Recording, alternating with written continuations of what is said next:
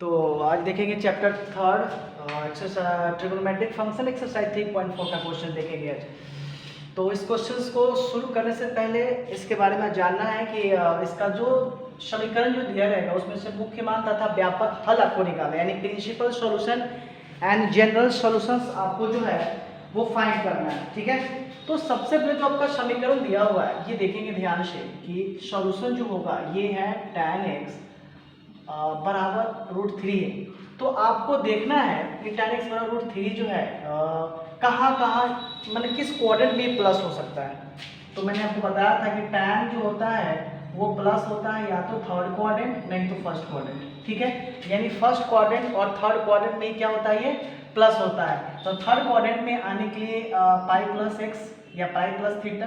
ठीक है, तो ध्यान से देखेंगे कि आप इसको इसे देखो tan x है √3, तो tan में √3 जो मान होता है वो tan 60 डिग्री, और 60 डिग्री को अगर आप कन्वर्ट करो रेडियन में तो क्या आता है π/3 आता है। तो ठीक है, यानी tan x बराबर √3 और √3 का मान अगर डिग्री में tan 60 होता है और π/3 होता है। ठीक है, तो हमने क्या आपको बताया था कि अगर देखेंगे ध्यान से कि tan जो पॉजिटिव है वो किस किस क्वाड्रेंट में है, तो first quadrant and third quadrant. Third quadrant में आने के लिए पाई प्लस एक्स यानी पाई प्लस थीटा होगा, तभी तो जाके tan आपका थर्ड क्वाड्रेंट में प्लस होगा। तो आप क्या कर सकते हो, इस x की जगह पे आप लिख सकते हो tan पाई प्लस एक्स। तो tan 180 प्लस थीटा क्या होता है, tan थीटा होता है। ठीक है, अब हमें क्या करना है x की जगह पे, क्योंकि देखो ध्यान से ये x की जगह पे, ठीक है, ये x का कितना है π/3 है, तो यहाँ पे क्या करेंगे tan pi into pi plus कितना 3 और tan x की जगह पे क्या हो जाएगा आपका π/3 होगा। तो tan 3 एकम 3 और एक कितना 4 यानी 4 π/3, इनसे एलसीएम लोगे तो 1 करके, और ये हो जाएगा tan π/3। ये किसके इक्वल हो गया भाई, tan x के इक्वल हो गया। तो tan x बराबर आप लिख सकते हो tan π/3 बराबर tan 4 π/3। इस तरह से आप इसका प्रिंसिपल सॉल्यूशन लिखोगे तो x बराबर हो जाएगा π/3 एंड कॉमा 4 π/3। लिख देंगे कि this is the principal solution of principal solution of trigonometric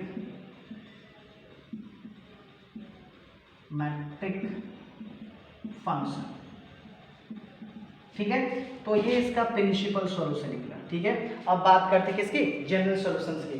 तो जनरल सॉल्यूशन के मतलब इसको सॉल्व जनरल सॉल्यूशन बनाने के लिए आपको अच्छी तरह से ये मालूम होना चाहिए कि हमें जो करना है, ध्यान से देखेंगे जनरल सॉल्यूशन के लिए हमारे पास tan x पर कितना होना चाहिए, tan y होना चाहिए। यानी अगर फॉर्मूला देख लो आप, यदि tan x बराबर क्या होना चाहिए, tan y होना चाहिए, तो इसका जो फॉर्मूला होता है वो हो जाता है आपका x बराबर n पाई। ठीक है, n पाई प्लस जो होता है वो y for all n belongs to set of integer.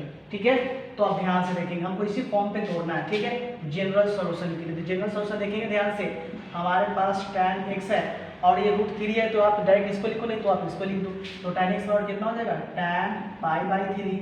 तो ध्यान से देखेंगे x बराबर y, तो ये x की जगह पर हो जाएगा और यहाँ हो जाएगा n और प्लस y की जगह पर y/पाई में कितना हो जाएगा 3।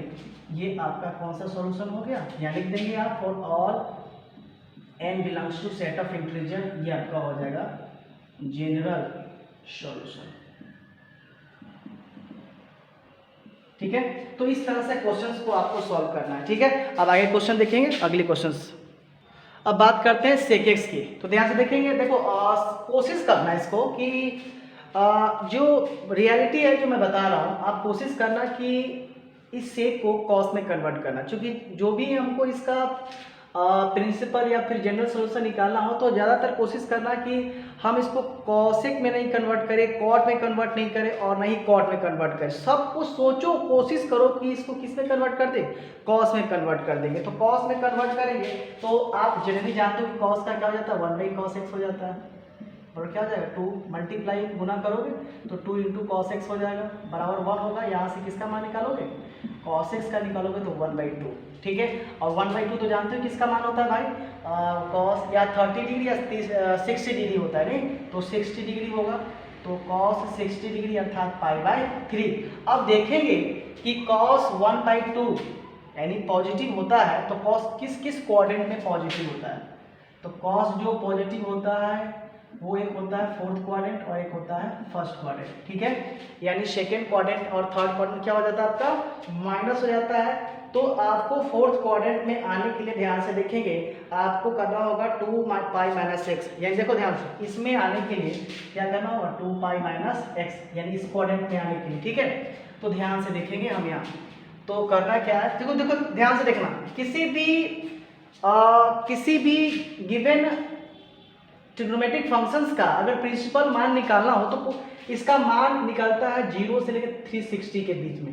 लाइक ये यहाँ से यहाँ ये पूरा ये 360 यानी 0 डिग्री और 360 यानी कि 0 डिग्री से लेके 360 डिग्री के बीच के ही मान को आप किसी भी तरह एडजस्ट करके इसकी प्रिंसिपल वैल्यू और जनरल वैल्यू आप क्या कर सकते हो, निकाल सकते हो, ठीक है।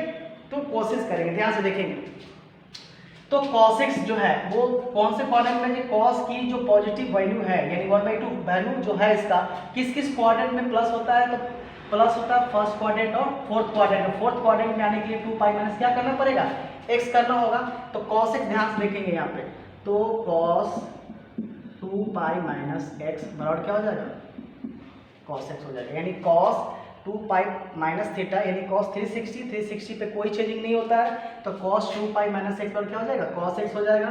तो ध्यान से देखेंगे यहाँ पे cos 2π-x, x की जगह कितना है π/3 है, तो आप यहाँ पे क्या कर लोगे π/3 और यहाँ भी हो जाएगा x cos π/3 हो जाएगा।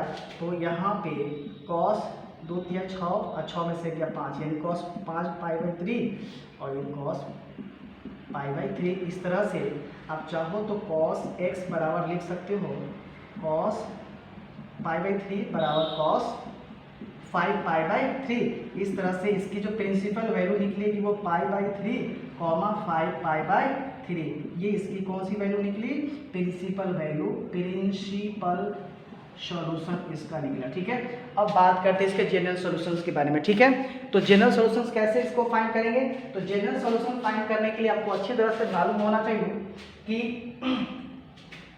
देखेंगे जनरल सॉल्यूशन के लिए क्या करना होगा आपको। जनरल सॉल्यूशन के लिए हम यहाँ cos x बराबर क्या है cos π/3 है या cos 1/2 कर सकते हो, ठीक है।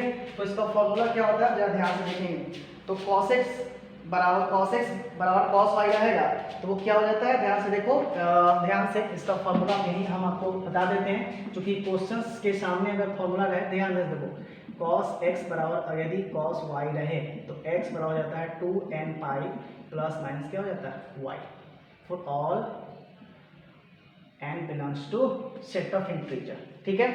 तो इस तरह से आपको क्वेश्चन को क्या करना है, सॉल्व करना है। तो चलो ध्यान से, तो हमारे पास ध्यान से देखें cos x बराबर cos y है, तो यहाँ से x की वैल्यू निकालेंगे तो 2nπ प्लस माइनस y की जगह पे π/3 है, और यहाँ लिख सकते हो for all n belongs to set of integer. तो यहाँ से आप इसका जनरल जो सॉल्यूशन है वही पता आपको चलेगा, ठीक है, जनरल सॉल्यूशन, ठीक है। तो इस तरह से आप इसका जनरल सॉल्यूशन फाइंड आउट कर सकते हैं, ठीक है, for all sets of integers, ठीक है। बात करते हैं क्वेश्चन नंबर 3 की। तो क्वेश्चन 3 क्या कह रहा है कि cot x बराबर -√3 है। देखो माइनस रहे तो कोई चेंजिंग नहीं करना है, और वैसे भी कॉट है तो मैंने कहा भी था कि किसी भी तरह कोशिश करो कि टैन को टैन के फॉर्म में तोड़ो, कॉसेक रहेगा तो साइन के फॉर्म में तोड़ना है, कॉसेक रहेगा तो कॉस के फॉर्म में तोड़ना है। बट यू डोंट वरी, आप इसको चाहें तो कॉट के फॉर्म में भी क्या कर सकते हैं, तोड़ सकते हैं। ध्यान से देखेंगे तो करना क्या है आपको, सॉल्यूशन जो होगा यहाँ ध्यान से देखेंगे, ध्यान से देखो बेटा, कॉट एक्स बराबर -√3 है, ठीक है। तो √3 किसके इक्वल होता है भाई, √3 किसका होता है, tan 60 डिग्री का, ठीक है, सॉरी कॉट 60 डिग्री, 60 डिग्री अपन मीन्स कितना π/3, राइट, माइनस कॉट π/3 यही होगा ना, माइनस कॉट π/3 होगा, यानी सॉरी 3 नहीं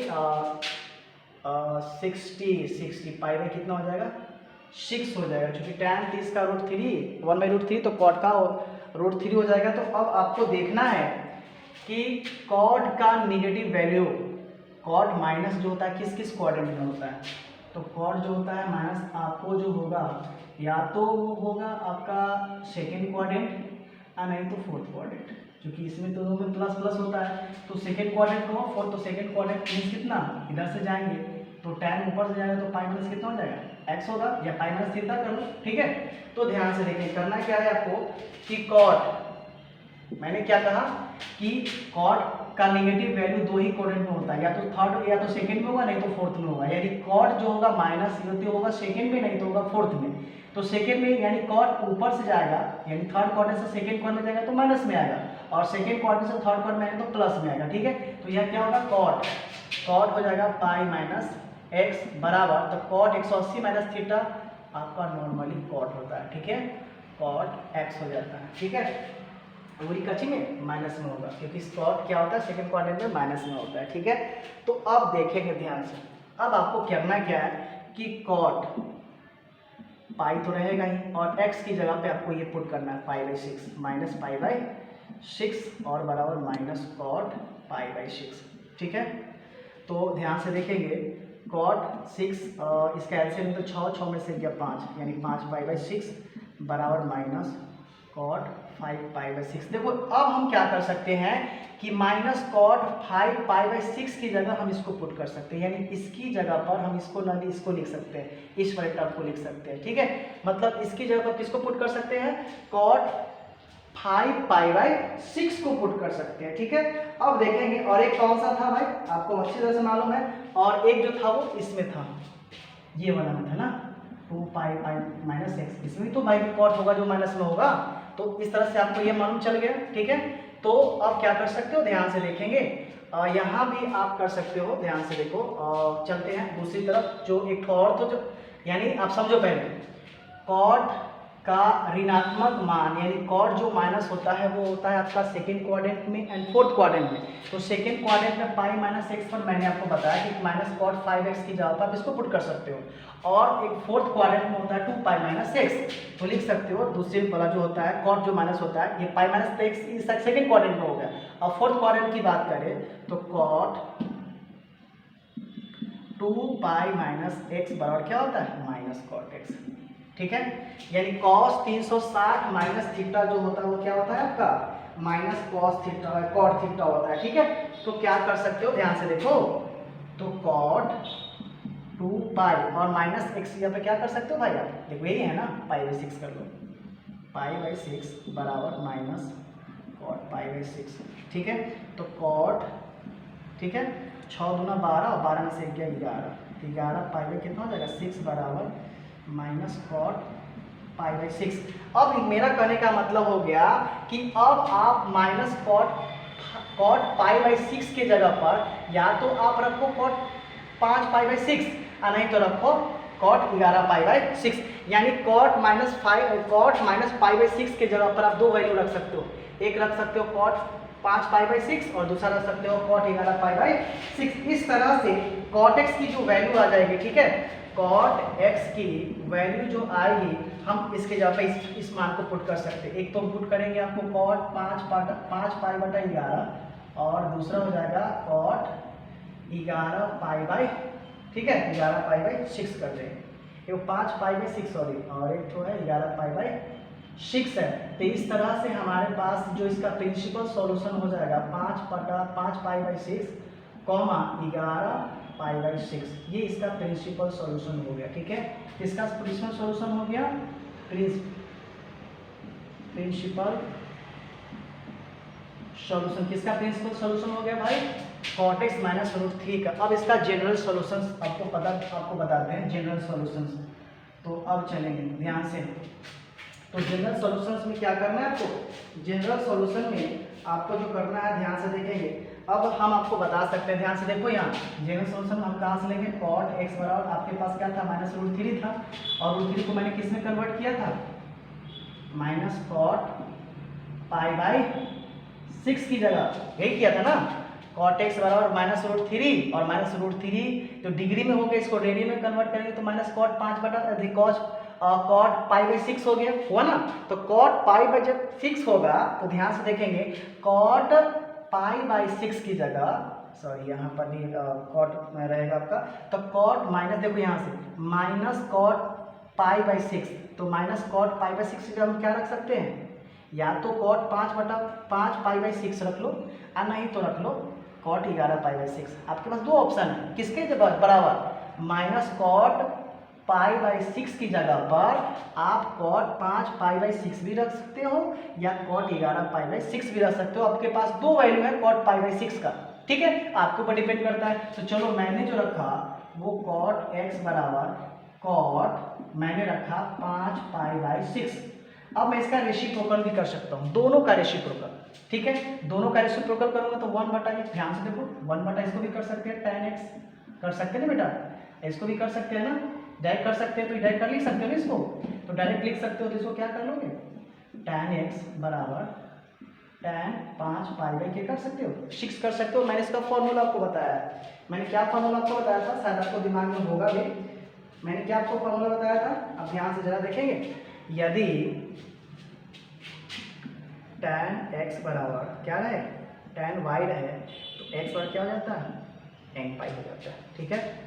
ये फॉर्मूला मैंने आपको कहा भी था, बताया भी, और अभी सामने आपको लिख भी दिया, ठीक है। तो इसको क्या सॉल्व कर सकते हो भाई, आप जरा ध्यान से देखना इसको सॉल्व कैसे करेंगे, ठीक है।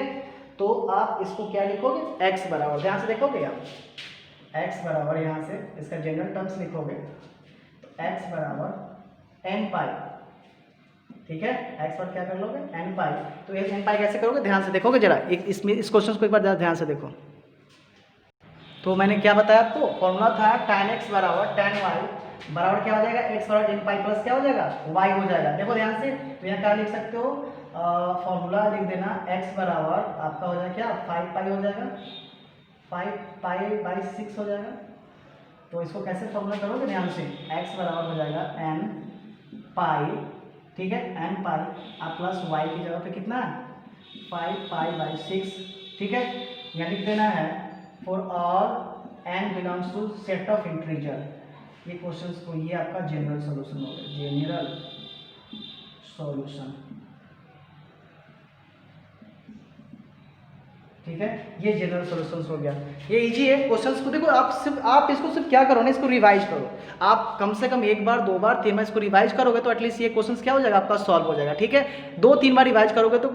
इस क्वेश्चंस को देखेंगे, क्वेश्चन नंबर 4 क्या है कि क्वेश्चंस को देखो आप, cos x बराबर है -2, तो इसको आप कर सकते हो, cos x को कन्वर्ट कर दो, इसका रेसिप्रोकल जो होगा 1 sin x -2 गुना करोगे तो क्या हो जाएगा भाई, डायरेक्टली गुना कर लो, sin x बराबर 1 क्या हो जाएगा 2, और ये जो आप देख रहे हो sin 30 डिग्री का ही होगा, तो ध्यान से देखेंगे sin 30 डिग्री अर्थात पाई बाई कितना 6 हो जाएगा। और अब हमें देखना क्या है, हमें जो देखना है कि साइन की जो निगेटिव वैल्यू होती है वो किस किस क्वाड्रेंट में होती है, यानी साइन जो होता है माइनस वो किस किस क्वाड्रेंट में होता है।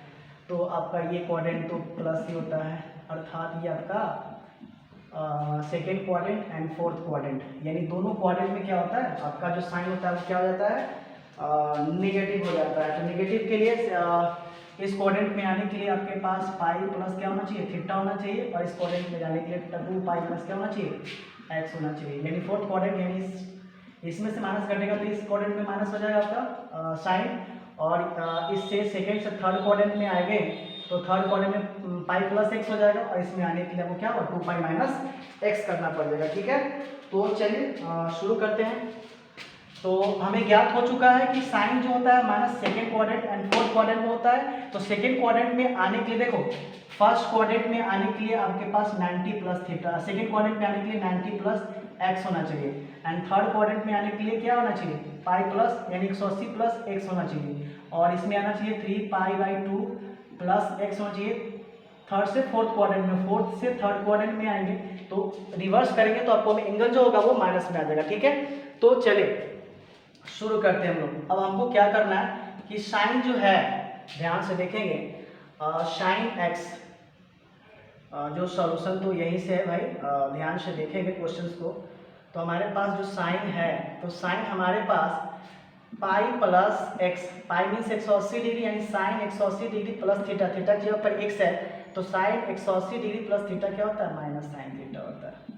कोई दिक्कत है बेटा, नहीं होना चाहिए।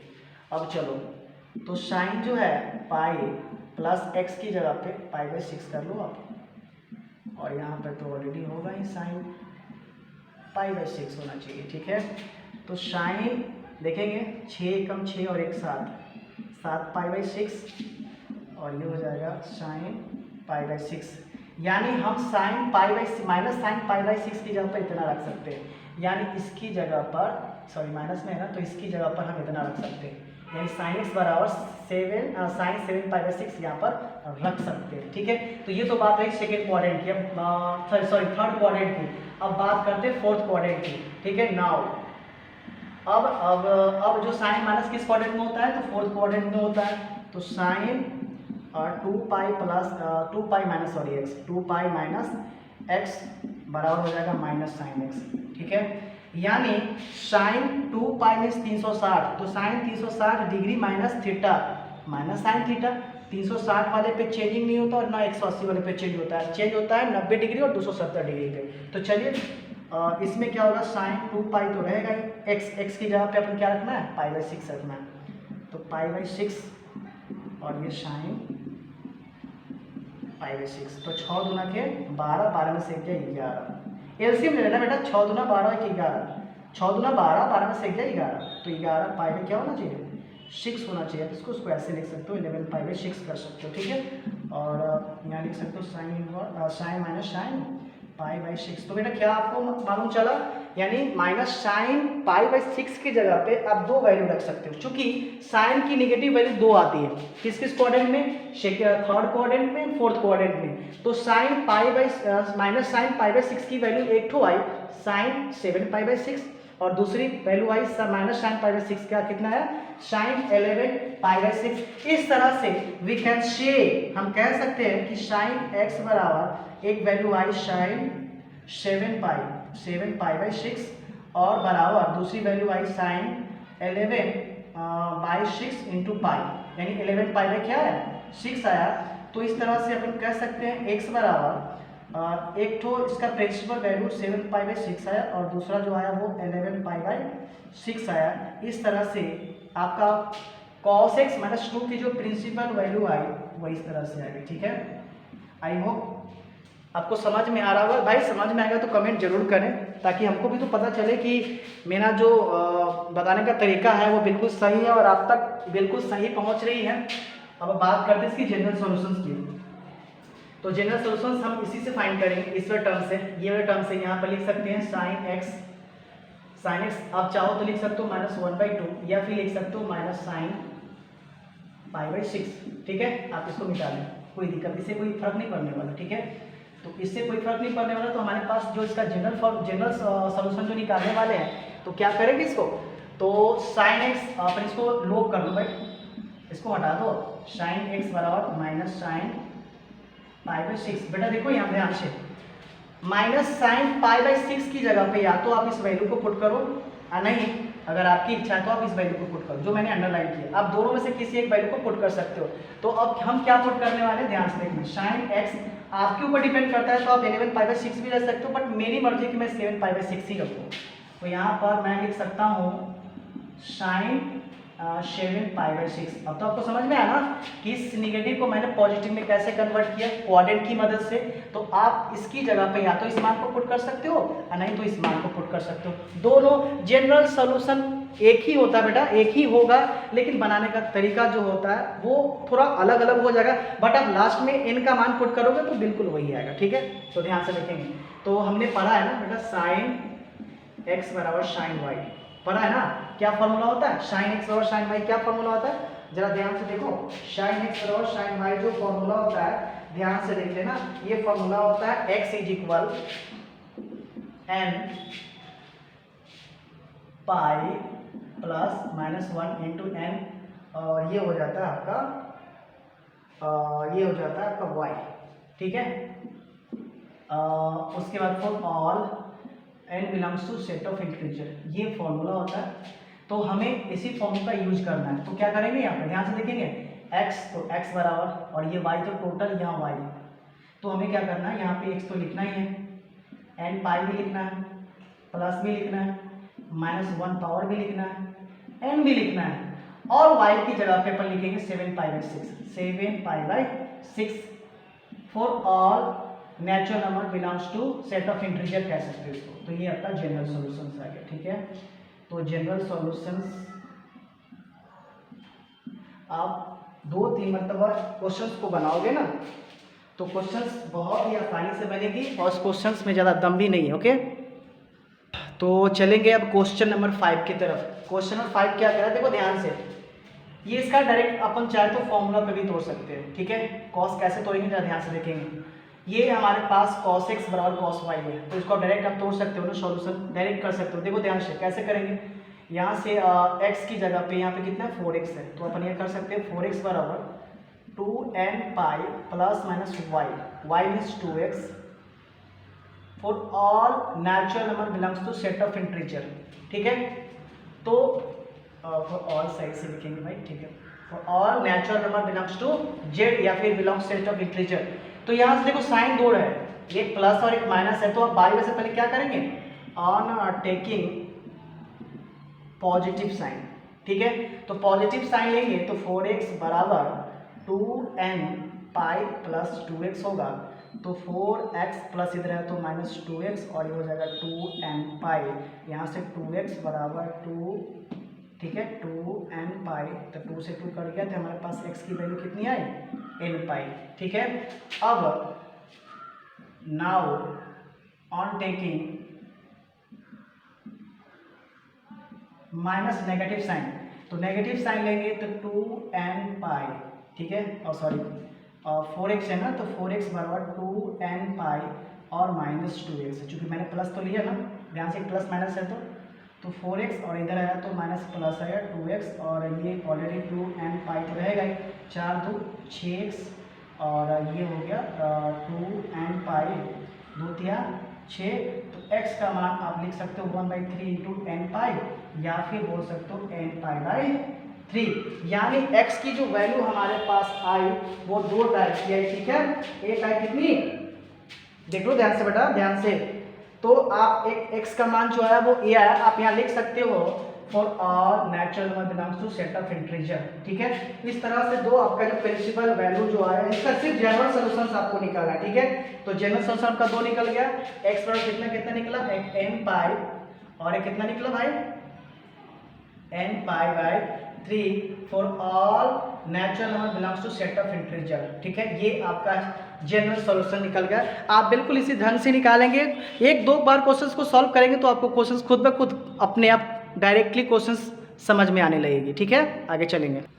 अब देखो कोई क्वेश्चन होता है जो, ये तो एक टाइप का बन गया, कहीं कहीं मतलब दूसरे जो टीचर होते हैं ना वो किस टाइप का क्वेश्चन कर देते हैं, मतलब इसी क्वेश्चंस को इस टाइप से, जैसे ये cos 4x है और ये बराबर cos 2x था ना, तो इसको क्या कर देंगे, cos 4x तो रहेगा ही, और इसको उठा के इधर ले आएंगे तो माइनस cos 2x हो जाएगा, और इज इक्वल 0 होगा, और इसको जो फॉर्मूला होता है वो cos c minus cos d के फॉर्म पे इसको तोड़ देंगे, तो माइनस 2 साइन जो होगा 2 sine c plus D by 2 into जो होगा sine c minus D by 2, इस फॉर्म पे भी इस फॉर्मूला को तोड़ देंगे, तो आपको उस फॉर्म पे भी तोड़ेंगे तो बिल्कुल उसी ढंग का ही आपका क्वेश्चन आंसर आएगा, भले ही बनाने का तरीका आपका अलग अलग रहे, ठीक है। अगर आप इस टाइप में चाहते तो आप मुझे कमेंट जरूर करें, मैं इस टाइप का भी क्वेश्चन आपको सॉल्व करके बताऊंगा, ओके। अब आगे चलते हैं क्वेश्चन नंबर 6 की तरफ। इस क्वेश्चन को देखेंगे, इसका मैं पेयर ले लूँगा, ठीक है। मैं इसको अगर तोड़ देता हूँ तो कॉमन लेने में भी आसानी हो जाएगी, ठीक है। इस क्वेश्चन को देखेंगे, अब मैं क्या करूँगा, सिर्फ इस वाले टर्म को ना cos c plus cos d के फॉर्म में तोड़ूंगा, लाइक ये फॉर्मूला cos, मैंने बताया भी था cos c plus cos d का जो होता है वो 2 cos c plus D by 2 into cos c minus D by 2। मैं इस फॉर्म पे इस क्वेश्चन को तोड़ूंगा ताकि कॉमन लेने में मुझे आसानी हो जाएगी। तो चलो तोड़ते हैं, sorry 2 cos c plus d, तो c मीन्स 3 और d 3 1 4 और 2 से डिवाइड करेंगे तो कितना आ जाएगा, 2x हो जाएगा। चलो मैं सिस्टमैटिक एक्सप्लेन करके ही तोड़ता हूँ ताकि आपको भी अच्छे से समझ में आ जाए। 3x plus x by 2 into cos 3x minus x by कितना हो जाएगा 2, और माइनस आपके पास कितना है cos 2x और बराबर कितना है 0 है। तो चलो 2 cos 3x 4 डिवाइड कर देंगे, 3x 4 और 4 में 2 से डिवाइड करेंगे तो 2x हो जाएगा। इतना तो समझ में आपको आ ही जाएगा। cos 3 में से गया 2x, 2x में 2 से डिवाइड करेंगे तो सीधा x और माइनस cos 2x। कोई दिक्कत नहीं होना चाहिए। देखो ध्यान से cos 2x अपन क्या कर लेंगे कॉमन ले लेंगे। तो cos 2x कॉमन ले लेंगे तो हमारे पास ये 2 बचेगा और ये cos x और माइनस 1 इक्वल 0। या तो इसके बराबर इसको 0 करो, नहीं तो इसको बराबर इसको 0 करो। चलो हम क्या करते हैं ना cos 2x बराबर क्या कर लेते हैं 0 कर लेते हैं, और एक कर लेते हैं 2 cos x माइनस 1 और क्या कर लेते हैं 0 कर लेते हैं। सबको दोनों को क्या करेंगे बारी बारी से सॉल्व करेंगे, ठीक है। बारी बारी से सॉल्व करने का तरीका क्या ज़रा ध्यान से देखेंगे, ओके। यदि क्वेश्चंस देखेंगे कि यदि इस टाइप देख लो इधर, यदि cos थीटा बराबर 0 रहे तो थीटा जो बराबर आपका जो फॉर्मूला होता है वो होता है 2n+1 into π/2, यानी इसका मल्टीपल हो जाता है, ठीक है।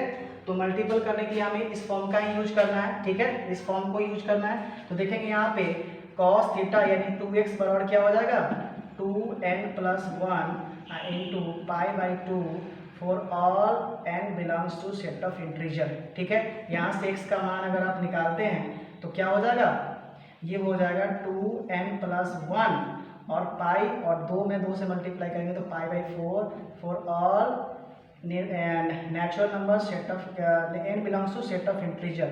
ये आपका जनरल सॉल्यूशन इसका निकला। अब बात करते हैं इसकी, चलो ध्यान से देखते हैं। अगर ये 2 cos x है, 2 cos x इसको उधर ले जाएंगे तो प्लस हो जाएगा। अब ये प्लस होगा तो यहाँ से सीधा सिंपली हम लोग cos x का मान निकालेंगे तो 1/2 होगा, ठीक है। अब cos 1/2 किसकी वैल्यू होती है, cos 1/2 या तो 3 या तो 30 की या तो 60 की होती है। तो 60 की होती है क्योंकि cos में 60 डिग्री का होता है।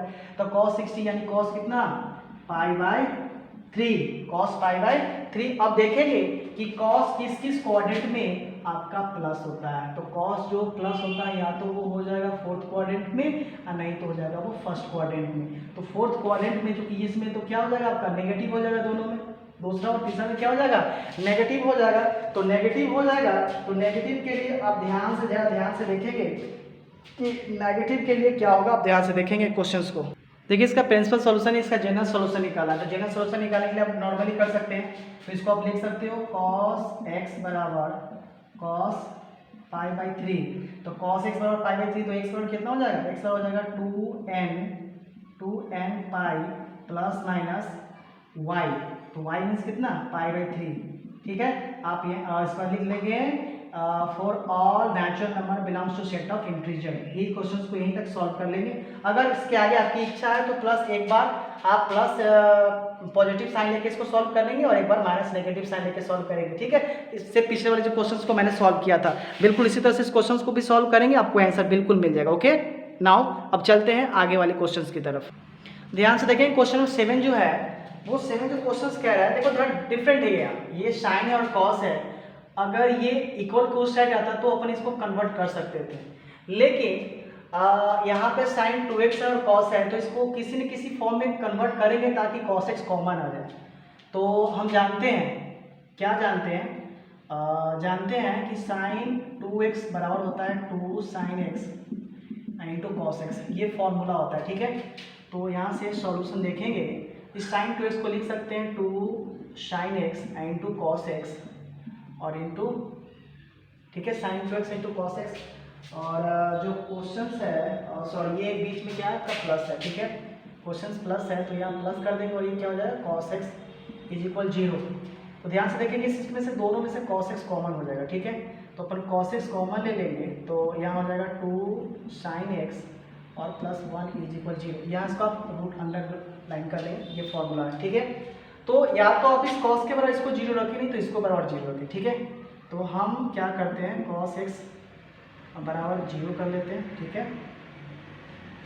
और ये 2 sin x प्लस 1 बराबर 0 कर लेते हैं। अब जानते हैं मैंने फॉर्मूला आपको बताया है कि इफ cos थीटा बराबर 0 तो थीटा बराबर होता है 2n+1 इंटू π/2 का मल्टीपल होता है, ठीक है। तो क्या कर सकते हैं यहाँ से, यहाँ हमारे पास x है तो आप डायरेक्टली यहाँ फॉर्मूला इसको अटैच कर सकते हो। क्या कर सकते हो, ध्यान से इस फॉर्मूला को आप ध्यान से लिखना, ठीक है, इस क्वेश्चंस को ध्यान से पढ़ना, फॉर्मूलों के साथ साथ रखना। तो हमारे पास जो एंगल है x बराबर, तो x बराबर क्या हो जाएगा 2n+1 इंटू पाई बाई 2। इसको आप लिख सकते हो for all natural number belongs to set of integer, ठीक है। इस तरह से इस क्वेश्चन को आगे आप सॉल्व कर सकते हो इसके अगले वाले टर्म को, ठीक है। इसका देखेंगे अगले वाला, ये वाला जो क्वेश्चन है इसका आप सॉल्यूशन करेंगे तो हमारे पास 2 sin x बराबर -1 होगा। तो यहाँ से अगर sin x की वैल्यू निकाले तो -1/2, और ये जो वैल्यू होगा वो sin 30 डिग्री यानी -sin π/6 की वैल्यू होगा। और मैंने इससे पिछले वाले क्वेश्चंस में जिसका प्रिंसिपल सॉल्यूशन मैंने निकाला था, ठीक है, -sin π/6 का प्रिंसिपल सॉल्यूशन मैंने निकाला था। अब देख लेना पिछले प्रीवियस क्वेश्चन में जब मैंने भी बताया थोड़ी पहले, तो -sin π/6 की जो मैंने वैल्यू निकाली थी वो था sin 7π/6 और एक तो था sin 11π/6। ये दोनों साइन इनवर्स का ही वैल्यू था। आप क्वेश्चंस को ध्यान से देखेंगे, क्वेश्चंस को देखेंगे तो आपको पता चलेगा कि क्वेश्चंस किस टाइप का था। जब क्वेश्चंस को आप नहीं देखेंगे तो आपको पता ही नहीं चलेगा कौन सा क्वेश्चन किस टाइप का दिया होगा, ठीक है। तो आप इस दोनों में से किसी एक वैल्यू को रख सकते हैं, इसके इक्वल रख सकते हैं, ठीक है। तो आप आसानी से इसका जनरल सॉल्यूशन निकाल सकते हैं। sin x बराबर sin इसकी जगह पर आप ये दोनों में से किसी एक मान को पुट कर लो, 7π/6 कर लो, ठीक है। तो आपको मालूम है कि यदि इफ यहाँ लिख सकते हो कि यदि sin x बराबर यदि sin y रहे तो x बराबर जो हमारे पास होता है x बराबर n π + -1n इंटू ये y हो जाता है, ठीक है। तो हमारे पास ध्यान से देखना कि ये x तो रहेगा ही रहेगा, इसके साथ n पाई भी रहेगा, प्लस भी रहेगा, -1 भी रहेगा, पावर n रहेगा, और ये 7π/6 हो जाएगा। और यहाँ लिख सकते हो for all natural number belongs to set of integer. ये इसका जनरल सॉल्यूशन निकल गया, ठीक है। इस क्वेश्चंस को बार बार क्वेश्चंस को देखिए और फिर समझने की प्रयास करें। और ये जो आपके मन में कहीं खटक रहा हो कि सर ये कैसे ला दिए, तो जब मैंने क्वेश्चन नंबर 3 या 4 2 या 3 नंबर क्वेश्चंस को मैंने जब प्रिंसिपल सॉल्यूशन निकाला था तो बिल्कुल इसी का मान मैंने पुट किया था। साइन इनवर्स की जगह पे मैंने इसको और इसको पुट किया था।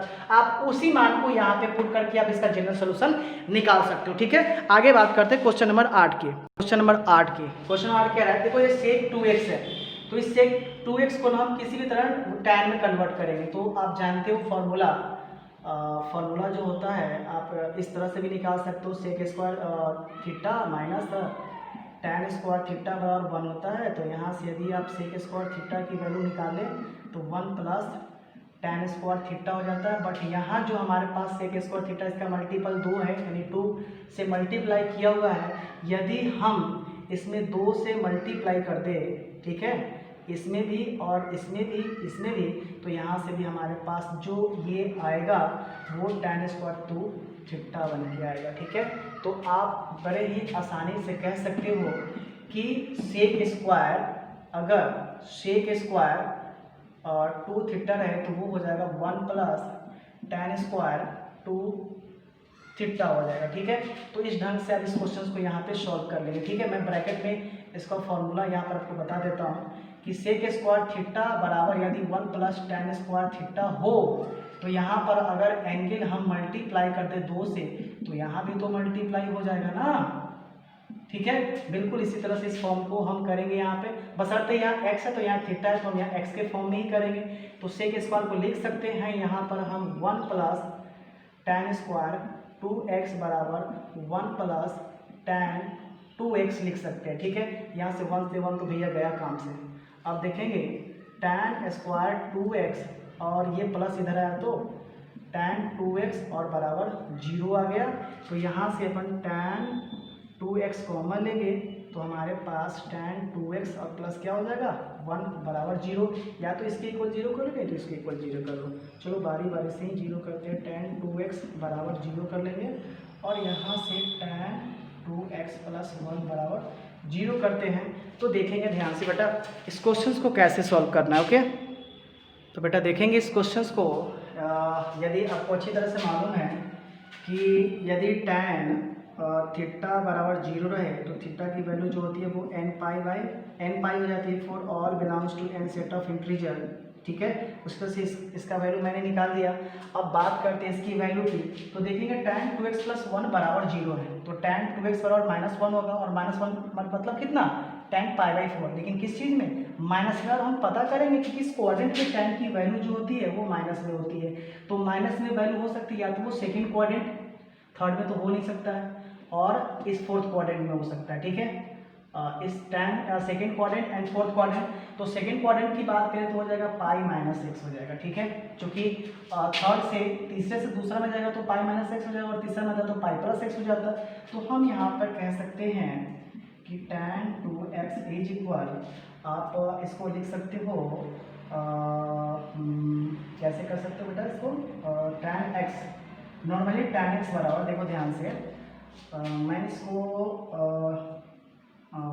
एक मिनट इस क्वेश्चन को थोड़ा सॉल्व करेंगे, और सॉल्व करने के बाद आपको मैं बता रहा हूँ।